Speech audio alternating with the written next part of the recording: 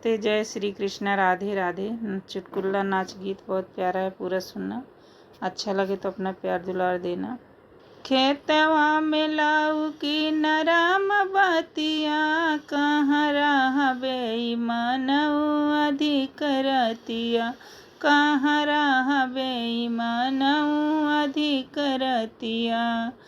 खेतवा में लौकी नरम बतिया, कहाँ रहबे मनऊ अधिक रतिया, कहाँ रहबे मनऊ अधिक रतिया।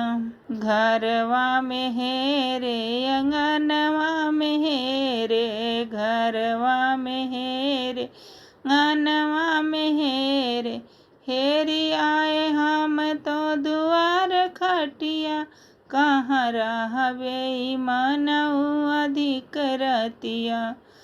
हेरी आए हम तो दुआर खटिया, कहाँ रहबे मनऊ अधिक रतिया, कहाँ रहबे मनऊ अधिक रतिया। खेतवा में लौकी नरम बतिया, खेतवा में लौकी नरम बतिया, कहाँ रहबे मनऊ अधिक रतिया, कहाँ रहबे मनऊ अधिक रतिया। बागों में हेरे बगीचा में हेरे, बागों में हेरे बगीचा में हेरे, हेरी आए हम तो पड़ोस खटिया, कहाँ रहबे मनऊ अधिक रतिया। हेरी आए हम तो पड़ोस खटिया, कहाँ रहबे मनऊ अधिक रतिया। हेरी आए हम तो पड़ोस खटिया, कहाँ रहबे मनऊ अधिक रतिया। खेतवा में लौकी नरम बतिया, कहाँ रहबे मनऊ अधिक रतिया, कहाँ रहबे मनऊ अधिक रतिया।